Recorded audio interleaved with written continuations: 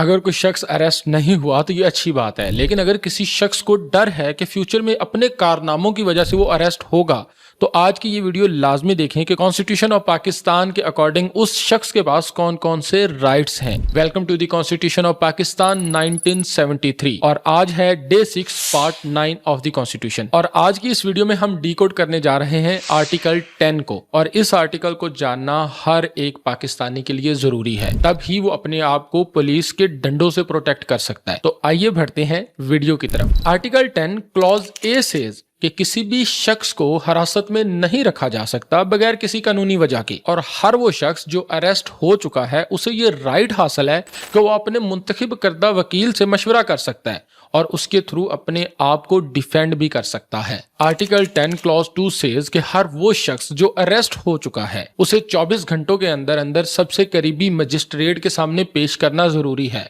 लेकिन इसमें वो टाइम शामिल नहीं होगा जो टाइम उस शख्स को पुलिस स्टेशन लेकर जाने और पुलिस स्टेशन से मजिस्ट्रेट कोर्ट तक पहुंचाने में लगा। अब आता है आर्टिकल 10 क्लॉज 3 कि अगर किसी शख्स को प्रिवेंटेशन डिटेंशन में पकड़ा जाए तो उस पर क्लॉज 1 और 2 में बताए गए रूल्स अप्लाई नहीं होते। आर्टिकल 10 क्लॉज 4 को आपने बहुत डिटेल से समझना है। ये क्लॉज कहती है कि ऐसे लोग जो प्रिवेंटेशन डिटेंशन में अरेस्ट किए जाएं, इन लोगों के लिए कोई भी कानून नहीं बनाया जाएगा जब तक कि ये बात वाज़ह ना हो जाए कि ये लोग मुल्क के दिफा यानी डिफेंस ऑफ द कंट्री के खिलाफ कोई काम कर रहे थे या कोई ऐसा काम कर रहे हैं जो सोशल ऑर्डर के खिलाफ है। और इन लोगों को अगर अरेस्ट कर लिया गया है तो 3 महीने ज्यादा से ज्यादा आप उन्हें हिरासत में रख सकते हैं। और इस पर भी 2 किस्म के बोर्ड्स बनेंगे जो उस बंदे को डिटेंशन में रखने के लिए फैसला करेंगे। नंबर 1, अगर किसी बंदे को फेडरल लॉ के तहत अरेस्ट किया गया है तो उस केस के लिए एक सुप्रीम कोर्ट का जज, एक चेयरमैन और 2 और लोग जो कि कभी सुप्रीम कोर्ट या हाई कोर्ट के जज रह चुके हों,